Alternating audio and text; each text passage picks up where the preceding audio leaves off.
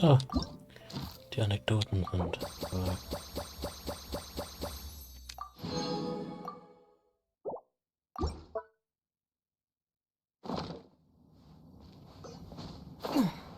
Dann holen wir uns da noch die Leine.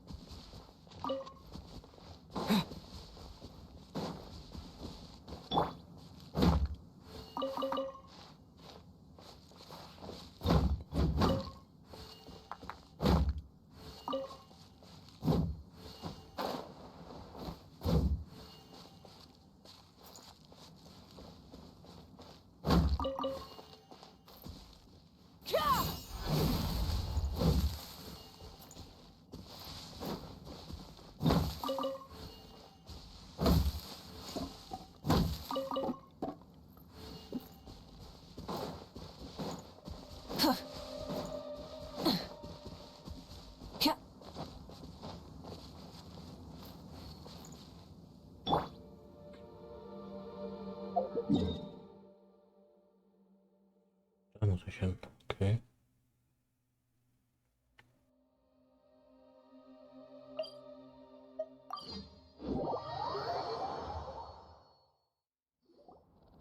So this is the other Durin, huh? If this had been the dragon that ended up being revived in Mondstadt, there's no telling what kind of calamity that people would have had to endure. So, if you think about it like that, Durin's actually a hero.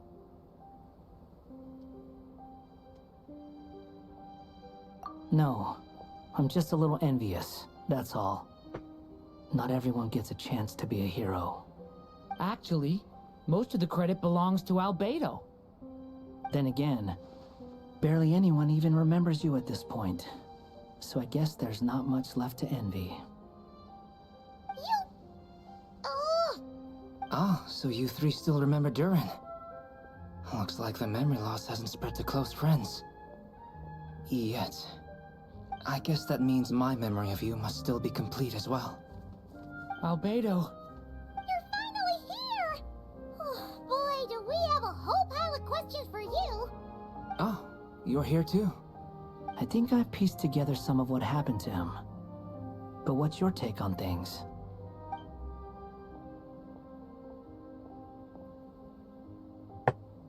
Master Jean filled me in on what happened, and I've got a few theories. But let's get on the same page first.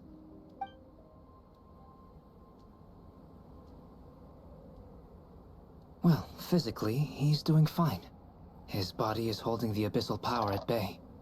And there's nothing whatsoever to indicate any risk of collapse. So, from an alchemy point of view, there's nothing wrong with him? The issue isn't so much that the abyssal power within him has gotten out of control. It's that the connection between his will and body is fading. If he ends up losing his conscious will, his body will fall back on its biological instincts. And that's when the abyssal power within it will take over.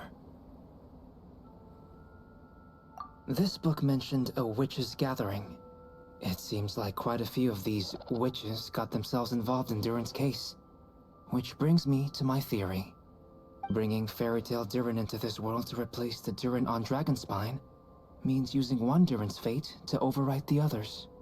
But the power of alchemy alone would not be enough to pull off such a feat. It would have required the combined use of Miss Barbeloff's astrology, my teacher's alchemy, and Aunt Alice's magic. After learning of Miss Barbeloff's prophecy, Durin and I finally came up with a way to settle the Dragonspine Durin problem for good. And I took care of the alchemy side of things, which, looking back on it, seems to have been a part of their plan all along. So now, there's only one thing missing. As for the fate theory our friend in the hat just mentioned, I still can't figure out how any kind of magic could possibly influence the fate of Teyvat. But I'm certain that the answer lies within this book. So, the had us complete this book was to make that magic possible? A form of magic powerful enough to rewrite fate itself. Well, we've no time to lose. I just need to take a look at the book. The next part of the story most likely relates to me. So the memory that unlocks it must be connected to me too. Huh? The giant tree was home to a broken branch, the shape of its splintered arm aligning perfectly with the branch that had burst forth from the castle walls. Join yourself to that broken bough, for there you may take root at last, and henceforth bask in the sun and rain of the world beyond the castle.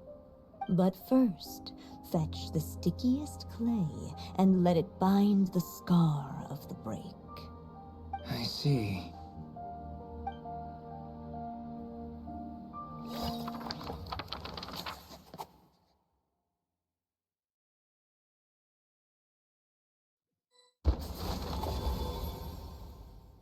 Guided by the breeze, the little dragon arrived at an alchemist's workshop. There he was greeted by a clay figure, a child molded by the sage witch's hands. Though gentle in appearance, he had inherited his mother's cold, sharp wisdom. And he was determined to avert the calamity the evil dragon would bring, and so was his helper, none other than the little dragon himself.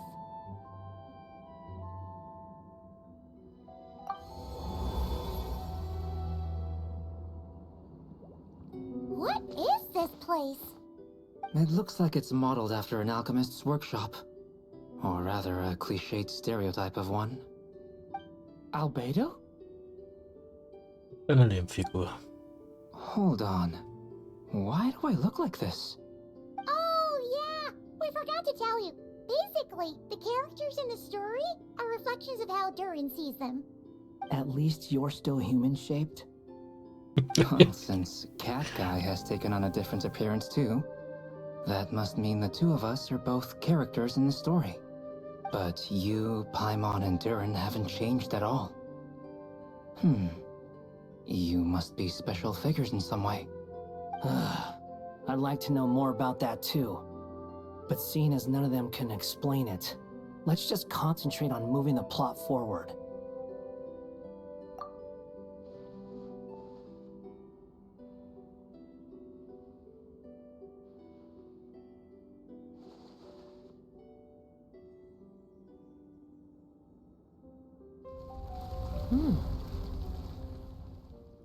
And just like that, the group stumbled upon a hidden passageway. Intricately crafted, it seemed to lead them towards another exciting chapter of the tale. Come on! What are we waiting for? Next chapter, here we come! Ouch! But this was a chapter that had not yet been written. Ahead of them was a storyless void, and they could go no further. What? Then what's the point of having a path here?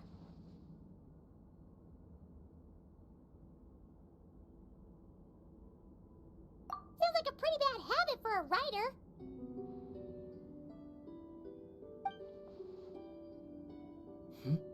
Over here.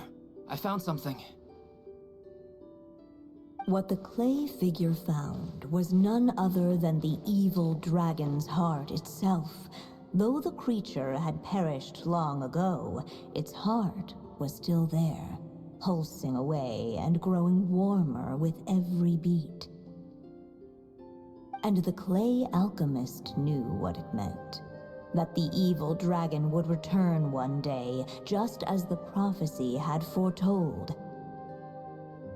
Yet, guided by his mother's wisdom, he foresaw another fate. If only the alchemist could bestow this heart upon the little dragon, he might be reborn in the evil dragon's stead. only then would the evil dragon's heart grow still, and the little one inherit its tale. Sounds like this chapter's about Albedo bringing me to life? If that really was the solution, though, this would have been over the minute I finished the transmutation. So why is Durin still being forgotten? There has to be some other reason.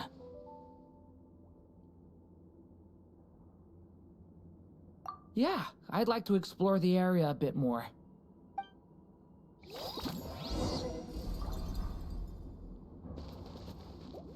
Unless the little dragon kept moving, eventually he would be forgotten.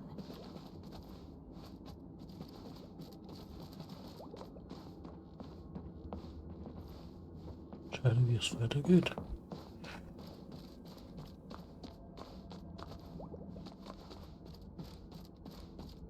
Ahead of them was a storyless void, and they could go no further.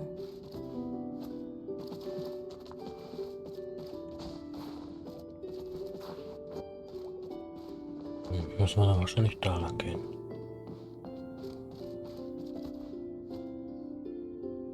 Returning to the castle.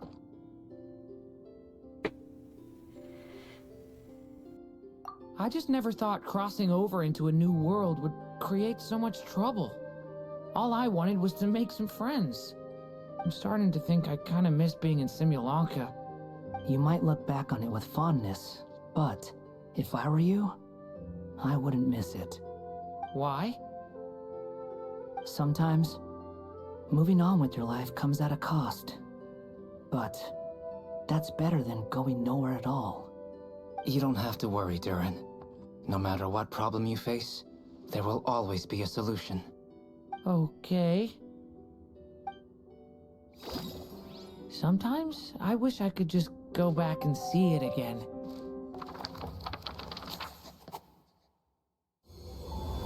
As the little dragon slipped back inside the castle's walls, the clamor of the outside world fell away. There was no danger here, no problems for the little dragon to resolve. As soon as his mother finished her story, it was time for the child to drift off into the world of dreams.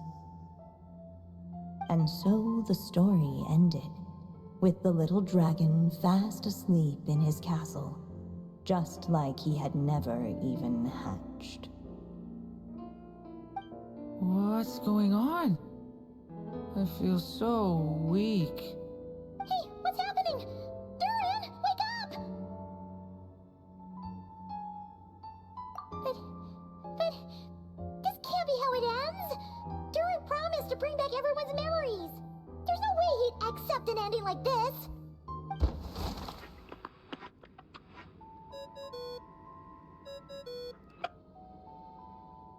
Hello, children. If you're hearing this recording, it's because you've reached a certain ending. You may have noticed that little Durin's experiences have been written into the pages of this book.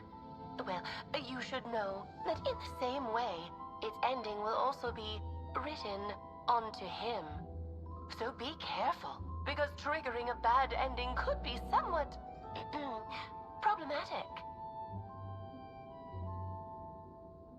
Let me guess, you're upset that I didn't warn you earlier? Don't worry though, I've thought it all through. I built a very special feature into this book, just for you, the witnesses of this tale. So, go ahead, see if you can turn back the pages. If you're not happy with the ending you've reached, just flip back a few pages and let the tale unfold once more. Pretty incredible, huh? That's the power of magic.